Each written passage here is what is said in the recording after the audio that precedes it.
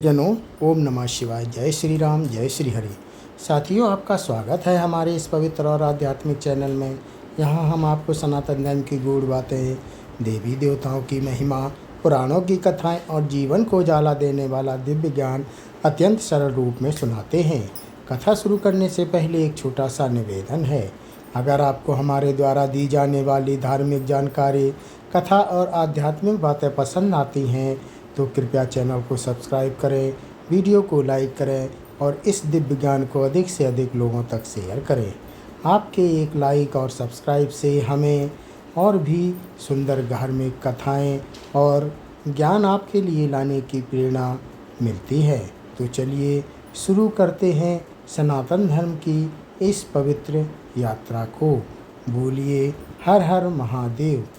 भक्तजनों, आज हम जो कथा लेकर आए हैं आप लोगों के लिए वो बहुत ही सुंदर है। आप लोग इसे ज़रूर पढ़ें और सुनें, तभी आप लोगों को समझ में आएगी। आप लोग इसको पूरा पढ़ें शुरू से अंत तक, स्किप मत करना। अगर आपने स्किप किया तो समझ में ही नहीं आएगा। कथा बहुत ही सुंदर है। अगर आप लोग नए हैं तो हमारे चैनल को प्लीज़ लाइक एंड सब्सक्राइब ज़रूर करें। तो चलिए, आज की कथा है, इन घरों से माँ लक्ष्मी तुरंत चली जाती हैं। घर की ये 8 आदतें खत्म कर देती हैं बरकत। प्रेरणादायक कहानी। इन घरों से माँ लक्ष्मी तुरंत चली जाती हैं। तो चलिए प्रारंभ करते हैं कथा। बहुत समय पहले एक छोटा सा नगर था जहाँ एक परिवार रहता था। उस परिवार का घर बड़ा सुंदर था। घर में धन भी था, सुख भी था और सबसे बड़ी बात यह थी कि उस घर में शांति और संतोष भी था। उस घर के मुखिया का नाम हरि प्रसाद था और उनकी पत्नी का नाम कमला था। दोनों बहुत सरल और धर्मपरायण थे। हरि प्रसाद रोज़ सुबह जल्दी उठते, स्नान करते, भगवान का नाम लेते और फिर अपने काम पर चले जाते। कमला भी सुबह सूर्योदय से पहले उठ जाती, घर की सफाई करती, तुलसी को जल देती और फिर दीपक जलाकर भगवान की पूजा करती। उनके घर में यह नियम था कि सूर्योदय से पहले घर झाड़ू से साफ हो जाता था। आंगन में पानी का छिड़काव होता था और दरवाजे पर सुंदर रंगोली बनाई जाती थी। ऐसा लगता था मानो हर सुबह देवी लक्ष्मी का स्वागत किया जा रहा हो। लोग कहते थे कि जिस घर पर सुबह सुबह सफाई होती है, भगवान का नाम लिया जाता है और तुलसी के पास दीपक जलता है, वहाँ माँ लक्ष्मी स्वयं निवास करती हैं। और सच में हरि प्रसाद के घर में कभी किसी चीज़ की कमी नहीं थी। समय बीतता गया। हरि प्रसाद का व्यापार भी बढ़ता गया। घर में नए नए सामान आने लगे। बड़ा मकान बन गया। बच्चे बड़े हो गए। लेकिन जैसे जैसे सुख सुविधाएं बढ़ीं, धीरे धीरे घर के नियम टूटने लगे। पहले कमला रोज़ सुबह 4 बजे उठती थी, लेकिन अब कभी कभी देर से उठने लगी। बच्चे देर रात तक जागते और सुबह देर तक सोते रहते। धीरे धीरे वह घर, जहाँ कभी सूर्योदय से पहले झाड़ू लगती थी, अब कई बार दोपहर तक बिखरा रहता। एक दिन कमला की पड़ोसन आई और उसने देखा कि आंगन में कूड़ा पड़ा है, बर्तन भी साफ नहीं हैं और घर में अजीब सी आलस से भरी हवा फैली हुई है। पड़ोसन ने कहा, बहन, यह क्या हो गया है? पहले तुम्हारा घर इतना स्वच्छ रहता था। कमला मुस्कुराकर बोली, अरे बहन, अब इतना समय कहाँ मिलता है। बच्चे बड़े हो गए हैं, सब अपने अपने काम में लगे रहते हैं। पड़ोसन ने गंभीर होकर कहा, ध्यान रखना बहन, जिस घर में स्वच्छता और अनुशासन खत्म हो जाता है, वहाँ से माँ लक्ष्मी धीरे धीरे चली जाती हैं। कमला ने उस बात को हल्के में ले लिया, लेकिन शायद यह चेतावनी सच होने वाली थी। कुछ ही महीनों बाद हरि प्रसाद के व्यापार में अचानक नुकसान होने लगा। पहले जो व्यापार तेजी से बढ़ रहा था, वह अचानक रुकने लगा। घर में छोटी छोटी बातें पर झगड़े होने लगे। बच्चे आपस में लड़ने लगे।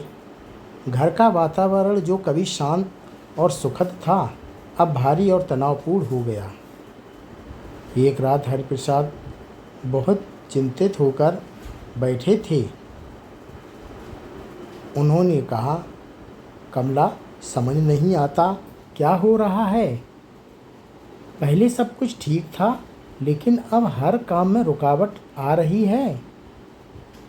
कमला ने भी महसूस किया कि घर की हालत पहले जैसी रही नहीं। उसी रात कमला को एक अजीब सपना आया।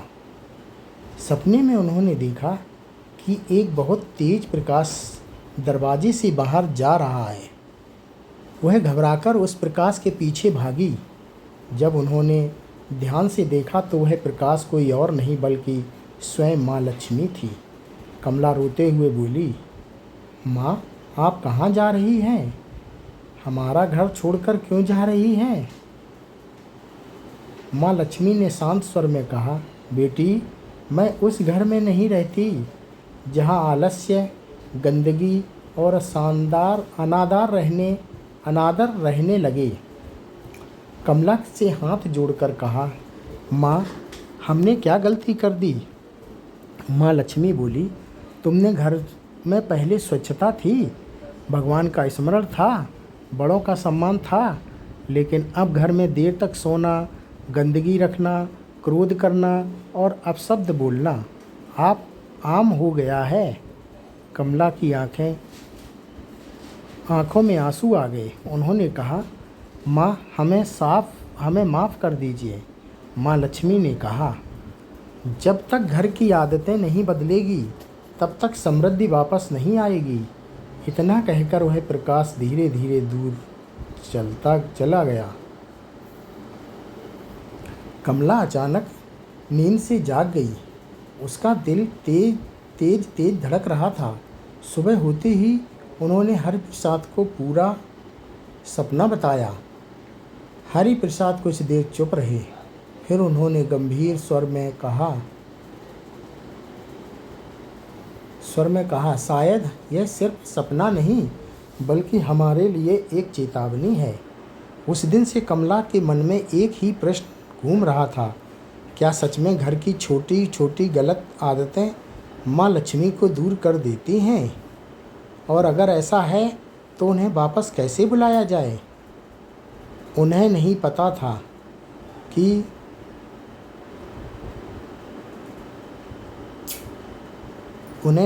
था कि इस प्रश्न का उत्तर जल्द ही उनके जीवन में आने वाला है।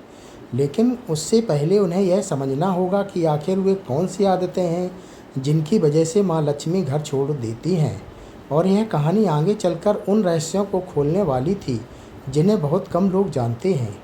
कमला उस अजीब सपने के बाद से बहुत बेचैन रहने लगी। उसके मन में बार बार वही दृश्य घूमता था। दरवाजे से बाहर जाती हुई वह दिव्य रोशनी और माँ लक्ष्मी का शांत लेकिन गंभीर स्वर। उन्हें अब यह समझ नहीं आने लगा था कि शायद सचमुच उनके घर में कुछ बदल गया है। सुबह जब सूरज निकला तो कमला बहुत दिनों बाद जल्दी उठी। उन्होंने आंगन में कदम रखा तो देखा कि सूखे पत्ते इधर उधर बिखरे हुए हैं। एक कोने में कूड़ा पड़ा है और दरवाजे के पास की जगह धूल से भरी हुई है। एक समय यही आंगन बहुत सुंदर लगता था। रोज़ यहाँ पानी का छिड़काव होता था, तुलसी के पास दीपक जलता था और दरवाजे पर रंगोली बनती थी। कमला के मन में गिलानी हुई। उन्होंने तुरंत झाड़ू उठाई और पूरे आंगन की सफाई करने लगी। इतने में उनके बड़े बेटे ने नींद में ही आवाज़ लगाई, माँ, चाय बना दो। कमला ने घड़ी देखी, सुबह के 9 बज चुके हैं। उन्होंने सोचा, पहले तो इस समय तक घर के सारे काम खत्म हो जाते थे। धीरे धीरे उन्हें एहसास होने लगा कि सच में उनके घर की आदतें बदल चुकी थी। हरि प्रसाद भी उस दिन काम पर जाते समय बहुत चिंतित थे। उन्होंने कहा, कमला, मुझे समझ नहीं आ रहा कि व्यापार में अचानक इतनी रुकावट क्यों आ रही है। पहले जो ग्राहक खुद आकर सामान खरीदते थे, अब वही लोग दूसरी जगह से खरीदने लगे। कमला ने धीरे से कहा, शायद माँ लक्ष्मी का आशीर्वाद कम हो गया है। हरि प्रसाद चौंक गए। तुम ऐसा क्यों कह रही हो? तब कमला ने रात वाला सपना फिर से बताया। हरि प्रसाद कुछ देर तक गहरी सोच में डूबे रहे। फिर उन्होंने कहा, अगर सच में ऐसा है तो हमें अपनी गलतियां ढूंढनी चाहिए। उसी दिन दोपहर में एक वृद्ध साधु उस गली से गुजर रहे थे। उनके चेहरे पर तेज था और आंखों में गहरी शांति। कमला ने उन्हें देखा और आदर से कहा, महाराज, कृपया कुछ देर हमारे घर विश्राम कर लीजिए। साधु मुस्कुराए और आंगन में बैठ गए। कमला ने उन्हें पानी दिया और भोजन कराया। भोजन के बाद साधु ने चारों ओर नज़र दौड़ाई और बोले, बेटी, यह घर पहले बहुत पवित्र रहा होगा।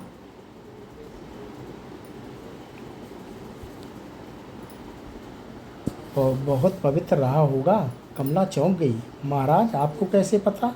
साधु ने शांत स्वर में कहा, घर की दीवारें भी अपने पुराने संस्कारों को याद रखती है। यहाँ कभी पूजा, भजन और स्वच्छता रही होगी। कमला की आंखें भर आईं। उन्होंने कहा, महाराज, सच यही है, लेकिन अब सब बदल गया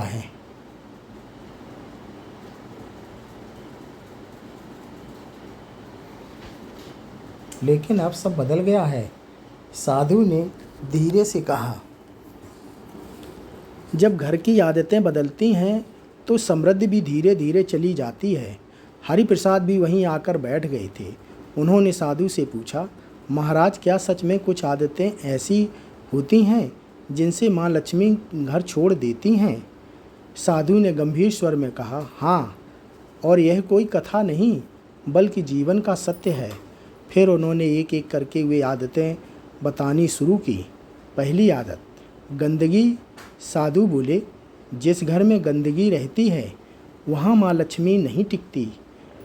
स्वच्छता ही समृद्धि का पहला द्वार है। दूसरी आदत, देर तक सोना। जो लोग सूर्योदय के बाद भी आलस्य में सोते रहते हैं, उनके जीवन से धीरे धीरे अवसर दूर होने लगते हैं। तीसरी आदत, बड़ों का अनादर। जिस घर में माता पिता और बुजुर्गों का सम्मान नहीं होता, वहाँ से लक्ष्मी और सुख दोनों चले जाते हैं।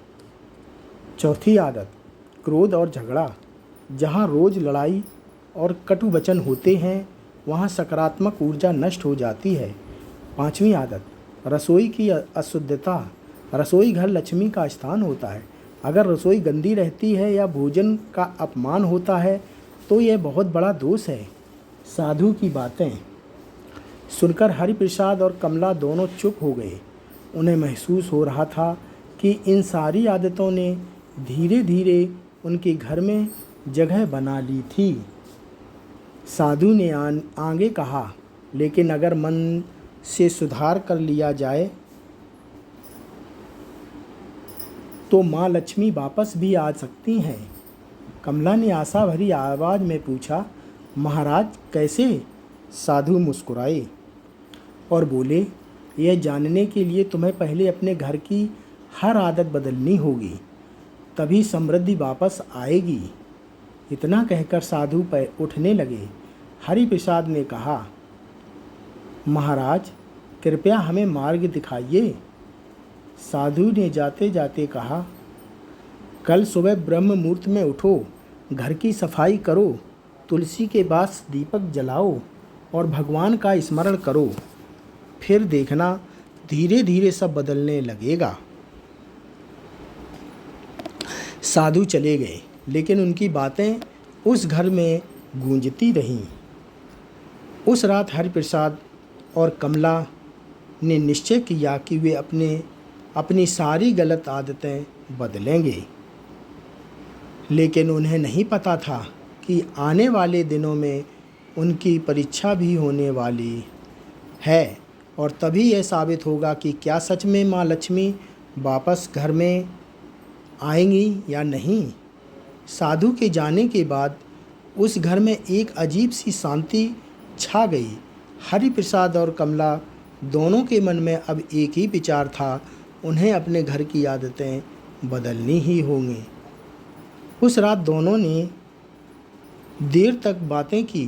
उन्होंने अपने पुराने दिनों को याद किया, जब घर में सुबह सुबह घर में सुबह सुबह भजन की आवाज़ गूंजती थी।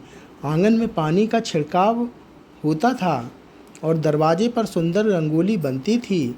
हरिप्रसाद ने गहरी सांस लेकर कहा, कमला, शायद हम धीरे धीरे अपने ही संस्कार भूल गए। कमला ने सिर झुका लिया। हाँ, और उसी के साथ हमारे घर की बरकत भी कम हो गई। दोनों ने उसी रात निर्णय लिया कि अगली सुबह से सब कुछ बदलना होगा। अगली सुबह बहुत दिनों तक बाद कमला ब्रह्म मुहूर्त में उठी। बाहर अभी हल्की अंधेरी थी और आसमान में तारे चमक रहे थे। उन्होंने सबसे पहले घर के आंगन में झाड़ू लगाई। धूल और कूड़ा साफ करते समय उन्हें ऐसा लगा जैसे वह सिर्फ आंगन की नहीं बल्कि घर की नकारात्मक भी सहार करते हैं। फिर उन्होंने आंगन में पानी का छिड़काव किया और तुलसी के पास एक छोटा सा दीपक जलाया। दीपक की लोई धीरे धीरे हवा में लहराने लगी और उनके साथ ही पूरे घर में एक शांत ऊर्जा फैल गई। उसी समय हरिप्रसाद भी उठ गए। उन्होंने स्नान किया और भगवान के सामने बैठकर प्रार्थना करने लगे। काफ़ी समय बाद उस घर में फिर से भजन की मधुर ध्वनि सुनाई दी, लेकिन घर के बाकी लोग अभी भी गहरी नींद में थे। थोड़ी देर बाद बच्चों की नींद खुली।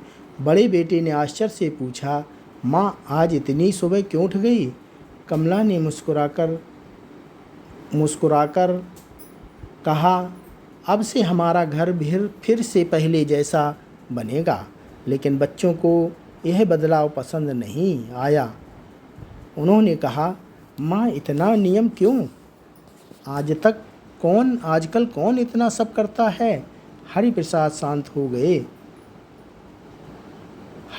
शांत स्वर में कहा, बेटा, यही होती छोटे छोटे नियम घर की बरकत बनाते हैं। कुछ दिनों तक बच्चों ने अनमने मन से एक नियमों का पालन किया। घर में रोज़ सुबह सफाई होनी चाहिए। तुलसी के पास दीपक जलने लगा। भगवान का नाम लिया जाने लगा। लेकिन परिवर्तन आसान नहीं था। कई बार बच्चे फिर से देर तक सोना चाहते थे। कभी कभी झुलझुलाहट भी होती थी। एक दिन तो बड़ा बेटा गुस्से में बोला, इन सब से क्या फ़र्क पड़ता है? व्यापार तो अभी भी ठीक नहीं हुआ। हरिप्रसाद कुछ देर चुप रहे। फिर उन्होंने धीरे से कहा, हर परिवर्तन को फल देने से समय लगता है। इसी बीच एक दिन एक अजीब घटना हुई। कमला सुबह सुबह घर की सफाई कर रही थी। उन्होंने झुककर देखा तो एक पुराना चांदी का सिक्का पड़ा था। कमला हैरान रह गई। उन्हें याद नहीं था कि वह सिक्का वहाँ कैसे आया। उन्होंने उसे उठाया और भगवान के सामने रख दिया। उसी दिन दोपहर में हरिप्रसाद खुश होकर घर आए। उन्होंने कहा, कमला, आज एक पुराना ग्राहक अचानक वापस आ गया। उसने बहुत बड़ा ऑर्डर दिया है। कमला मुस्कुरा दी। उन्हें लगा जैसे घर में कुछ सकारात्मक बदल रहा है।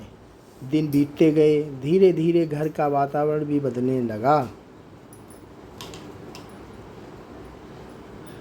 जहाँ पहले तनाव और झगड़े होते थे, अब वहाँ शांति और प्रेम बढ़ने लगा। बच्चे भी धीरे धीरे समझने लगे कि घर के नियम सिर्फ परंपरा नहीं बल्कि जीवन को संतुलित रखने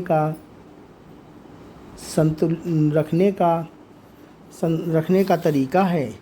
एक शाम जब सूर्य अस्त हो रहा था, कमला तुलसी के पास दीपक जला रही थी।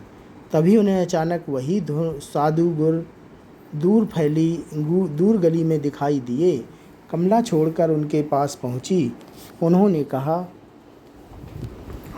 महाराज, आपकी बातों से हमारे घर में बदलाव आने लगा है। साधु मुस्कुराए और बोले, जब घर में स्वच्छता, श्रद्धा और अनुशासन वापस आते हैं तब लक्ष्मी को लौटने में कोई नहीं रोक सकता। कमला के मन में अब एक नई आशा जाग चुकी थी। फिर यह नहीं पता था कि माँ लक्ष्मी सच में उनके घर वापस आएंगी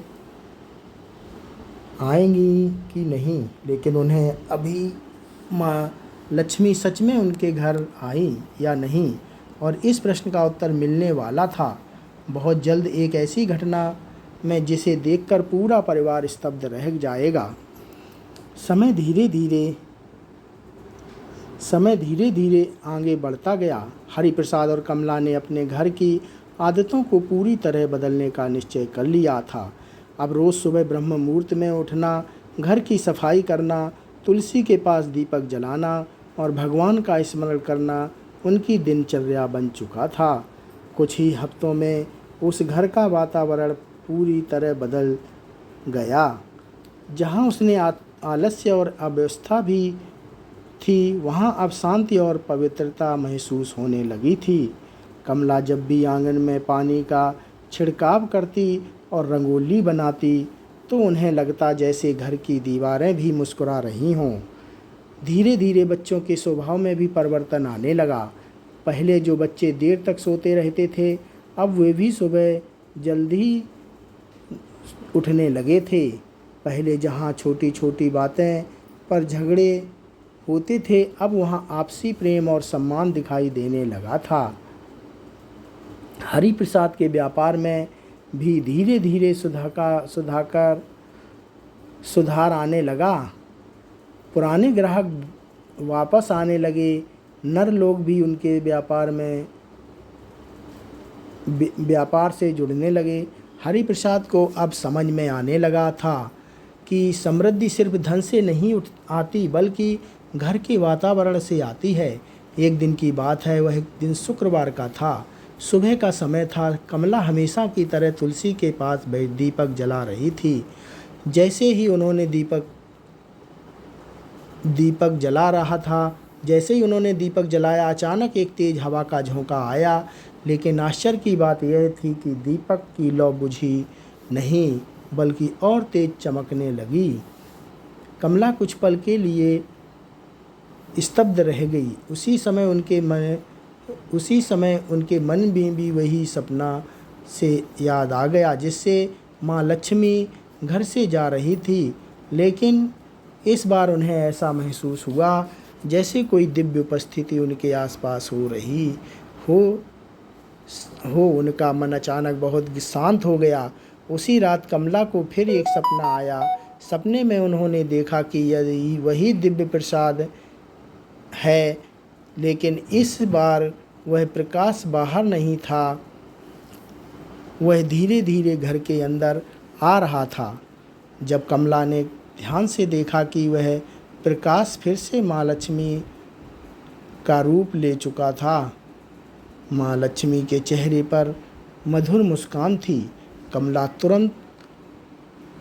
तुरंत में आंखों में आंसू लिए उन्होंने कहा, माँ, क्या आप सच में वापस आ गई ही? माँ लक्ष्मी ने प्रेम से कहा, बेटी, मैं कभी उस घर को हमेशा के लिए नहीं छोड़ती जहाँ लोग अपनी गलती समझकर सुधार कर लेते हैं। कमला ने हाथ में, माँ, हमने बहुत बड़ी गलती की थी।